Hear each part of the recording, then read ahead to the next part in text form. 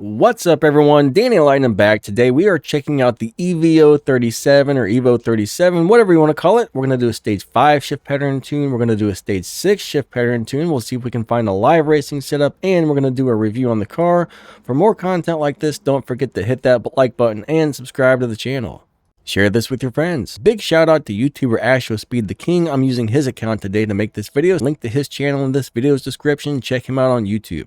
Alright, so when you got that car completely maxed out, nitrous all the way to the right, final drive 2.05, tire pressure 8 psi, that's going to give us a dyno of a 7.285 on the dyno. To drive this car, let go of the gas a little bit after number 1. As soon as you launch, instantly shift into second, hit your nitrous, and then try and get all shifts right before the red line after that. Pretty easy car to drive, but it does shift kind of fast. 3, 2, 1, go. Second nitrous, third gear, fourth gear, fifth gear, sixth gear. And that's pretty much all there is to it. Very easy to drive when the car is maxed out. Right there we ran a 7.281, which is a very good time. But if you look at the dyno, it's barely beating the dyno.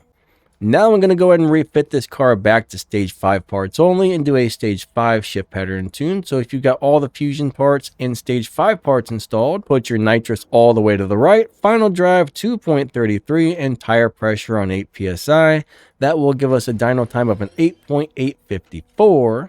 To drive it on stage 5, let go of the gas a little bit after number 1, instantly shift into second, hit your nitrous, and then all the shifts right before the red line. 3, 2, 1, go. Second nitrous, third gear, fourth gear, fifth gear, sixth gear, and that's all she wrote. Moving on down the line, little car, and what did we get? That time we ran a 8.804. I have got a few runs in the 8.7s. So it is beating dyno by a little bit on stage 5.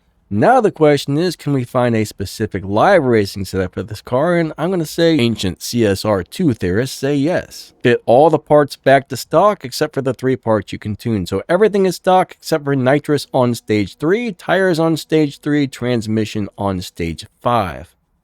Once you set it to those specific parts, put your nitrous all the way to the right, final drive at 2.86, tire pressure 8 psi. That will give us a dyno of a 10.999, meaning this car should run in the 11-second lobby.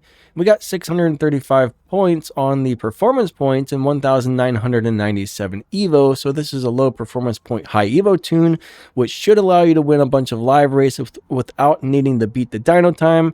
Do not beat the dyno time or you will get pushed, so win live races without beating the dyno is the key for this type of tune. So to drive it on this crazy live racing setup, we are just going to do a very simple, basic, standard shift pattern. And we do not want to beat the dyno. 3, 2, 1, go. Second and nitrous, third, fourth. I didn't actually mean to shift into second early, but that's okay if you do. Alright, this should run very close to 11.0. If you end up beating the dyno time, make sure you downshift once or twice before you cross the finish line. There we got a 10.973.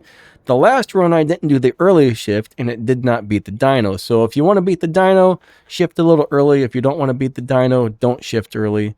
Our goal is to run as close to 11.0 as possible, but not faster. That way it stays in the 11.0 lobby and doesn't get moved around from different lobby to different lobby. Alright, so I think it's time for us to do a nice little review on this car. So it does have a live racing setup. With enough parts, it will beat Tempest, no problem. It should beat Tempest 1, 2, and 3. It's got a top speed of around 360 miles per hour, which is pretty decent.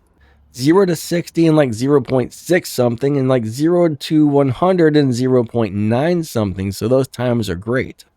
It's a 7.2 car, so it's not crazy fast, but in my opinion, that doesn't really matter that much for most things. But I like the car. I think it's a really good car. It looks really cool. You can win it free out of the showdown. You know, once the showdown ends, I'm not sure if there's going to be another way for you guys to get this car or not. I mean, they may offer it again at some point. I can't tell you when, where, or how they're going to offer it, but you may see this car for sale again. But currently, it comes out of the showdown. Now, I do see there's a green one and a red one. I'm not really sure what the difference is. So maybe they're going to offer 2 different ones in 2 different ways. I'm not 100% sure. But today, we were checking out the red guy. So bottom line is, overall, it's a really cool car. It should do really well for live racing with this setup. I mean, it's just an all-around nice car, right? Just an all-around nice car, pretty good at everything.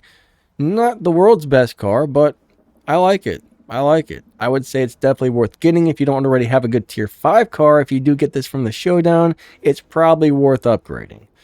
And yeah, I think that's going to wrap this one up. Thank you guys so much for watching. Don't forget to like and subscribe. Make sure you check out Asho Speed the King. Link to his channel in the video's description. If you want to help support my channel, you can check out the thank you button or the join button down below the video, or the Danny Lightning merch store.